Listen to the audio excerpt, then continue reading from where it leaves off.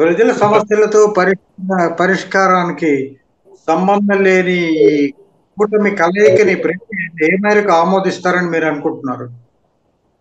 సూర్యప్రకాష్ గారు, మీరు senior journalist, డోలేర Prasad గారు కూడా చాలా సీనియర్ జర్నలిస్ట్. అనేక దశాబ్దాలుగా మనం భారతదేశ రాజకీయాల్లో మనం గమనిస్తాం. ఈ ప్రజాస్వామ్యంలో భారతదేశ రాజకీయాల్లో పార్టీలు కలవడము, విడిపోవడము అనేక సందర్భాల్లో మనం చూసాం. ఉదాహరణకి ఆంధ్రప్రదేశ్ లోనే మీరు చూడండి, మేము తెలుగుదేశంతో అంతకుముందు వాజ్పేయి గారితో కలిసి ఉన్నాము, తర్వాత తెలుగుదేశం మాతో విడిపోయింది, మళ్ళా కలిసింది, మళ్ళా విడిపోయింది, మళ్ళా ఇప్పుడు కలిసి.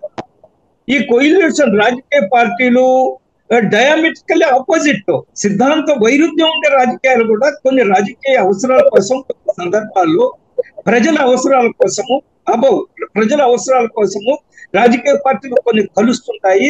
అందులో భాగంగానే ఈ రోజు మేము ఆంధ్రప్రదేశ్ లో కూడా ఈరోజు ఆంధ్రప్రదేశ్ లో ఉన్న పరిస్థితులను మనం దృష్టిలో పెట్టుకున్నప్పుడు, క్షేత్రస్థాయిలో ఏం జరుగుతుందో గత 5 సంవత్సరాల నుంచి గమనించినప్పుడు, ప్రతిపక్ష పార్టీలు ఒకటి రావాలని ప్రజలు కోరుకున్నారు. ప్రజలే ఈ యొక్క జగన్మోహన్ రెడ్డి ప్రభుత్వానికి వ్యతిరేకంగా మిగతా రాజకీయ పార్టీ ఒకటిగా రావాలి, ఎదుర్కోవాలని ప్రజలే కోరుకున్నారు, ప్రజలే నాయకత్వం ఇచ్చారు. నేను చాలా స్పష్టంగా చెప్పగలను, ఈ ఎన్నికల్లో రాజకీయ పార్టీలు, రాజకీయ నాయకత్వం కంటే ప్రజలే ఎన్నికలు నడిపారు. చాలా సందర్భాల్లో మేము గమనించాం, ప్రజలే ముందుకు వచ్చే ఎన్నికల్ని రాజకీయ నాయకులు నడిపారు. అందువల్ల ప్రజలు ఏదైతే ఊహించుకుంటారో, వాటిని ఏదైతే ఆశిస్తారో వాటిని అమలు జరపడం కోసం కొన్ని సందర్భాల్లో పూర్తిగా వైరుధ్యం గల సిద్ధాంతాలు ఉన్న రాజకీయ పార్టీలు కూడా ఒకటైన సందర్భాలు మేము చూసాం. ఒక ఇంపార్టెంట్ విషయం నేను ఇక్కడ మీకు చెప్పదలుచుకున్నాను. భారతీయ జనతా పార్టీ ఎప్పుడైనా ఒక రాజకీయ పార్టీ తోటి ఒక ఎన్నికల ఒప్పందానికి వచ్చినప్పుడు, లేదా కలిసి పోటీ చేసినప్పుడు, ఒక కూటమిగా ఏర్పడినప్పుడు భారతీయ జనతా పార్టీ ఆ కూటమిలో కొనసాగింది. ఎప్పుడు కూడా భారతీయ జనతా పార్టీ బయటకు వెళ్ళలేదు. ఉదాహరణకు ఆంధ్రప్రదేశ్ మీరు చూడండి, ఎప్పుడు భారతీయ జనతా పార్టీ కూటమిలో చేరిన తర్వాత కూటమి కాదని బయటకు వెళ్ళలేదు, తెలుగుదేశం బయటకు వచ్చేసింది.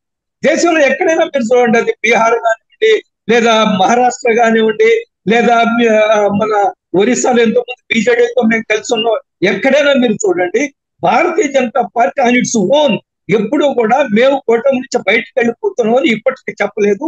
కష్టాల్లో, నష్టాల్లో ఒకసారి ఒక రాజకీయ పార్టీతో ఒప్పందానికి వచ్చిన తర్వాత, కలిసి పనిచేసిన తర్వాత కొంచెం ముందుకు నడవాలని మేము ఎప్పుడు కోరుకుంటాం. అదే భారతదేశ చరిత్రలో మా యొక్క రాజకీయ చరిత్ర ఆ విధంగానే ఉంది. బట్ ఆంధ్రప్రదేశ్ లో మాత్రము తెలుగుదేశం వాళ్ళే వచ్చారు, వెళ్ళిపోయారు, మళ్ళా వచ్చారు, మళ్ళా వెళ్ళిపోయారు, మళ్ళా వచ్చారు. అయినప్పటికీ కూడా ప్రజలు ఏదైతే ఆశించారో ఈ రాజకీయ పార్టీ ఒకటిగా రావాలా, ఈ ప్రభుత్వాన్ని, ఈ రాజకీయ కక్షలు లేదా అవినీతి లేదా రాష్ట్రం యొక్క డోలేర ప్రసాద్ గారు చెప్పినట్టు కేవలము సంక్షేమ పథకాల ద్వారానే రాజకీయాలు నడిపేసి సరిపోతుంది అనుకుని ఈ ప్రభుత్వాన్ని, శాశ్వత ప్రాతిపదిక పైన అభివృద్ధి సాధించలేని ప్రభుత్వాన్ని, ఈ ఉద్యోగ అవకాశాలు కల్పించలేని ప్రభుత్వం. నేను ఒక్క ఉదాహరణ మీకు చెబుతాను సూర్యప్రకాష్ గారు.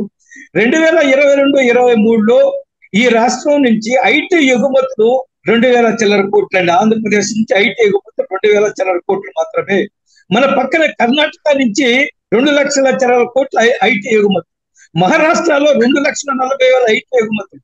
కొత్తగా ఏర్పడ్డ తెలంగాణలో కూడా ఐటీ ఎగుమతులు 1,20,000 కోట్లు. మరి మన రాష్ట్రంలో కేవలం 2,000 కోట్లు మాత్రమే ఐటీ ఎగుమతులు. కాబట్టి ఇది చూసినప్పుడు రాష్ట్రంలో పరిశ్రమలు రావడం లేదు, ఉన్న పరిశ్రమలు వెళ్ళిపోయాయి.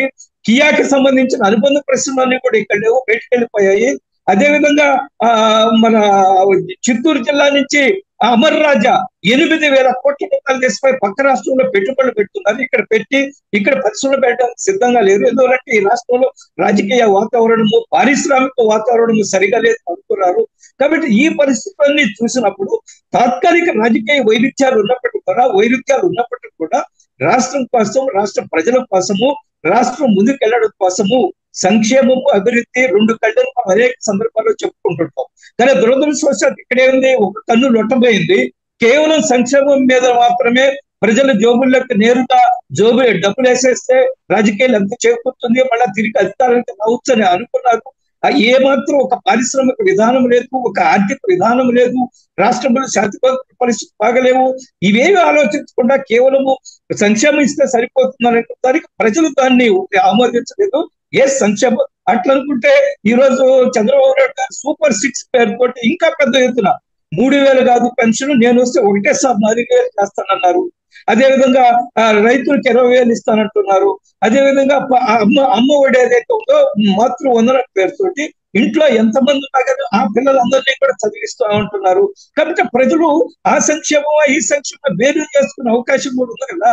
కాబట్టి ఇదేవే కాకుండా ఒకటి మీరు ప్రారంభంలో ఏం చెప్పారు, మీరు స్టీల్ ఫ్యాక్టరీ ప్రైవేటీకరణ అన్నారు, లేదా రైల్వే జోన్ అన్నారు. సూర్యప్రకాష్ గారు, రైల్వే జోన్ విషయంలో ఈ రాష్ట్ర ప్రభుత్వము పూర్తిగా సహకరించలేదు. రైల్వే జోన్కి సంబంధించిన స్థలము కేటాయించడంలో అనేక సందర్భాల్లో కేంద్రం నుంచి ఉత్తరాలు వచ్చినప్పుడు కూడా రాష్ట్ర ప్రభుత్వానికి రైల్వే జోన్కి సంబంధించిన స్థలం కేటాయించలేదు.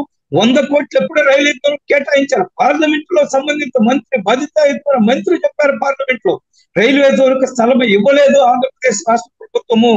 ఎన్నిసార్లు మేము గుర్తు చేసినప్పటికీ, ఉత్తరం రాసినప్పటికీ అని చెప్పడం జరిగింది.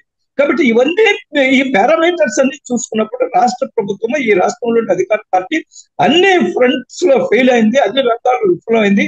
ఈ రోజు ఈ ప్రభుత్వం కొనసాగడం ఏమాత్రం సమంజసం కాదు. అందరూ దగ్గరకు రావాలని ప్రజలు కోరుకున్నారు. ప్రజల యొక్క ఆశకు అనుగుణంగా ఈ రోజు టీడీపీ, బీజేపీ, జనసేన కలిసి పనిచేశాయి. ప్రజలు ఖచ్చితంగా ఆదరించారు.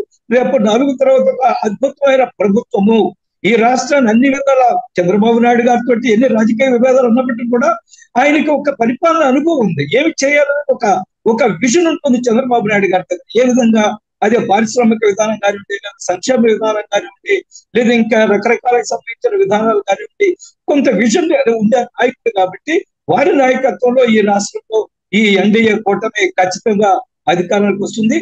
నేను చాలా స్పష్టంగా చెప్తున్నాను, ప్రజలు కోరుకున్నారు ఈ కూటమి రావాలని. ప్రజల యొక్క ఆశయాల ప్రకారమే మేము తాత్కాలిక రాజకీయ సమస్యలు ఉన్నప్పటికీ కూడా there are some serious ideological differences. నేనేం కాదనడం లేదు, నేనేమి హెసిటేట్ చేయడం లేదా చెప్పడానికి. కానీ but despite all these things ఈరోజు ప్రజలు ఈ యొక్క కూటమిని రావాలి, మంచి పరిపాలన కోరుకున్నారు. ఆ విధంగానే జరుగుతుందని నేను భావిస్తున్నాను.